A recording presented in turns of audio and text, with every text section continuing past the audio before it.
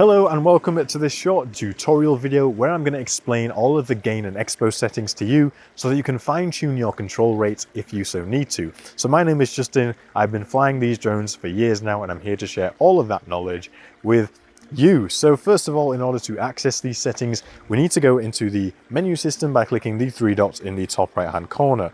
Once we do that, we want to be on control, and then we're just going to scroll down a little bit until we see Gain and Expo tuning. Then we're going to click on that, and when we do, we're going to see all of our Gain and Expo settings for sport, normal, and cine mode. Now you can adjust all of these settings individually so that you can fine-tune the controls in each of the different speed settings. So up at the minute we have cine, and I'm going to talk through each of the different settings and how they actually affect how the drone is going to behave. So the first thing that we have here is going to be the maximum horizontal speed. Now what this means is how fast the drone can move on a horizontal plane. So basically forwards, backwards, left and right, and you can either increase or decrease this speed to make the drone move faster or slower on this plane. Moving down from there, we have max ascent speed. Now this is the maximum rate at which the drone can climb. So the higher the value here, the faster your drone is going to be able to gain altitude, and the lower the value here, the slower it's going to ascend. So this is where you want to be trying to find a nice balance to get that cinematic footage and the control that you require in each of the different speed settings. Now moving on from that, we have the maximum descent speed, which is just the opposite to the ascent speed.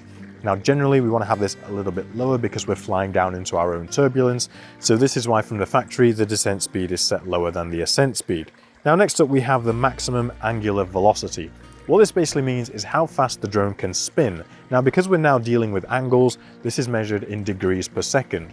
So if this was set to 180 degrees per second, the drone is going to do a half rotation every second at its maximum rate input.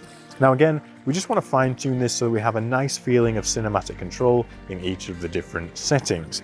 So next up we have yaw smoothness. Now what yaw smoothness actually does is it basically softens the start and the end of the yaw movement. So what this basically means is if you have a higher yaw smoothness value, once you input movement on the stick, the drone is going to take longer to get up to that movement that you've commanded, basically smoothing out that yaw input at the start. And then also when you release the stick, the drone is going to take longer to come to a stop, effectively smoothing out the start and end of your yaw input.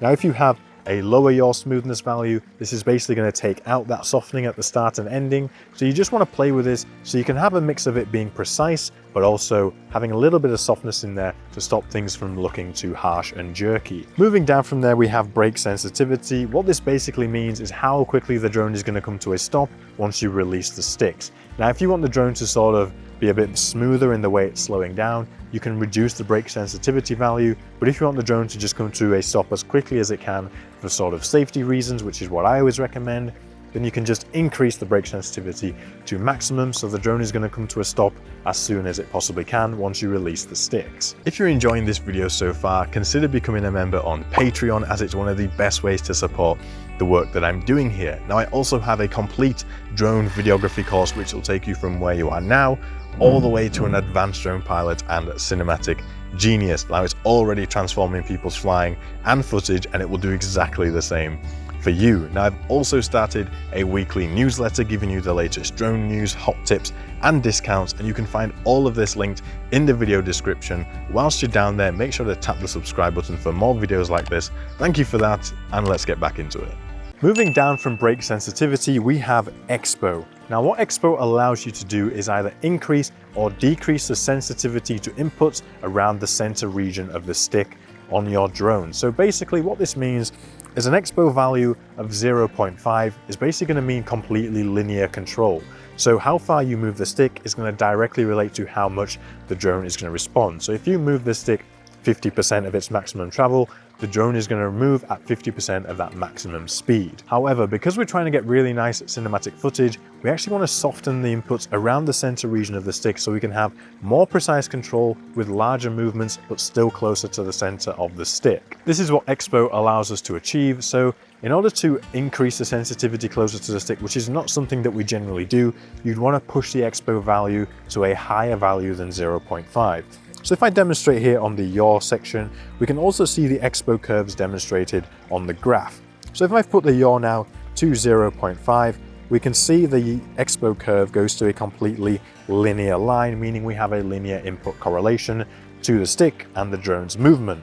So if I now push this up to around 0.7, we can see that closer to the center of that graph, the line becomes steeper. That means that the drone is going to be more responsive to inputs closer to the center of the stick, making it more reactive, and that's not going to give us cinematic footage. So that's the reason why we want to have a lower expo value in this instance. So if I move the expo value down back to around 0.2 where it was before, we can now see that the curve is a much flatter curve towards the center of the graph, which means that we're going to have reduced inputs in the center of the stick, which is going to give us more fine and precise control when it comes to flying nice and cinematic. So basically, if you feel like your drone is responding too quickly to small inputs at the center of the stick, then reduce your expo value. And if you feel you're having to move the stick way too far to get the drone to respond, first of all, you might want to increase your maximum rate, but if you've already done that, then you might want to increase your expo value. Moving down from expo, we then have our gimbal controls. So we have our maximum control speed, which is going to relate to the tilt speed of the gimbal. Again, because we're working in angles, it's measured in degrees per second. Currently, this is set to 6 degrees per second. Because in cine mode, all of my movements are slower, I want a slower gimbal rotation speed in order to match. So again, just play with this and find something that feels comfortable to you. And moving down from there, the last one that we have is tilt smoothness. Now this works in basically exactly the same way as yaw smoothness does, but instead of softening the yaw movement, it does exactly the same to the gimbal. So once you command a movement on the gimbal, it's going to soften the movement of the gimbal starting and stopping depending on how you have this set. So it's same with the yaw. A little bit of smoothness in here is nice, but too much can sort of take away precision, and too little can make things look too jerky. So find a value that works well for you and your coordination, and you're going to have a good experience. So now you understand how all of these Gain and Expo tuning settings actually work and how they affect how your drone behaves. So go out there and have a play with these settings, fine tune them to what works well for you, and have fun with your Mini 4 Pro or whatever drone that it is you might be using. And I will see you in the next one.